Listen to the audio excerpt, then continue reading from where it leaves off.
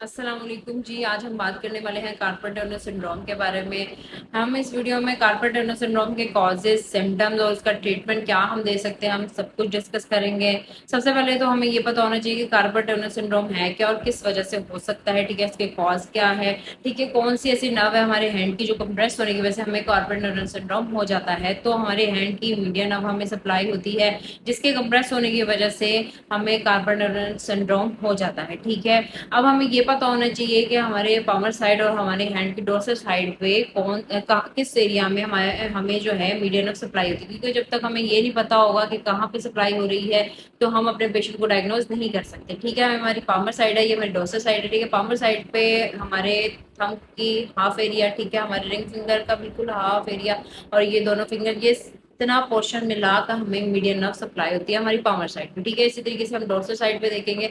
Dorsal side पे जो है मीडियन नर्व वो डिजिट्स में होती है सप्लाई। तो हमारे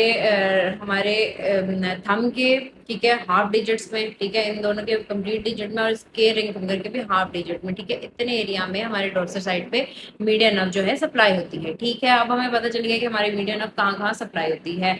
उसके अलावा जो है हमारे फ्लेक्सर टेंडन के सराउंड जितने भी टिश्यूज होते हैं उसकी उसमें स्वेलिंग हो जाती है। ठीक है, और दूसरी तरफ हम बात करें कि ये जो है वो as a motor function provide करता है हमारे हैंड को, हमारे रिस्ट को, हमारे फोर आर्म को। ठीक है, मीडियन नर्व जो है मोटर फंक्शन प्रोवाइड करते हैं हमारे हैंड, हमारी रिस्ट और फोर आर्म को। ठीक हो गया।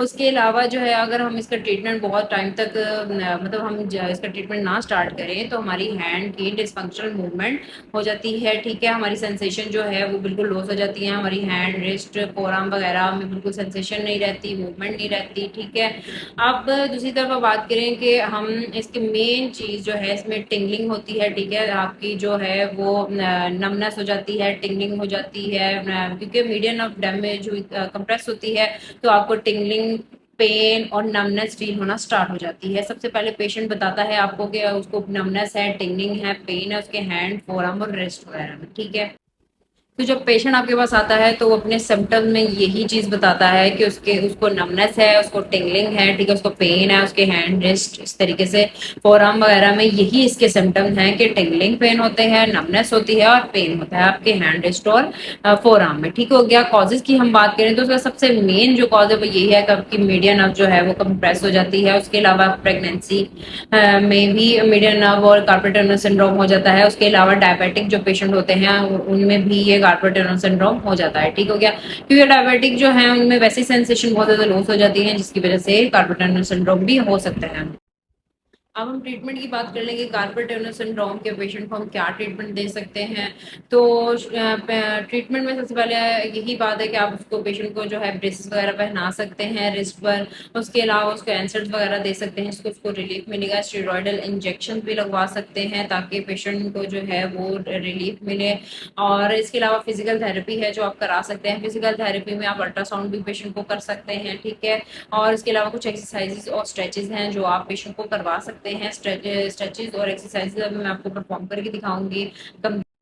ट्रीटमेंट में आप लोग स्ट्रेचेस भी दे सकते हैं। ठीक है, सबसे पहले ये देखें रेंजेस वगैरह आप इसके इस तरीके से मूवमेंट वगैरह करा रहे हैं। ठीक है, उसके बाद स्ट्रेचेस वगैरह देंगे, देखिए इस तरीके से स्ट्रेच दे सकते हैं आप। ठीक है, स्ट्रेच देने के बाद ये देखें इस तरीके से ये आप स्ट्रेच दे सकते हैं। ठीक है, ये सर्कमडक्शन में आप मूवमेंट करा सकते हैं। उसके अलावा आप ग्लाइडिंग कर सकते हैं। ठीक है, रेस्ट की जो ग्लाइडिंग है, ठीक है, आप वो करवा सकते हैं। ग्लाइडिंग पे भी मेरी कंप्लीट वीडियो है, आप ग्लाइडिंग करा सकते हैं, स्ट्रेचेस करा सकते हैं।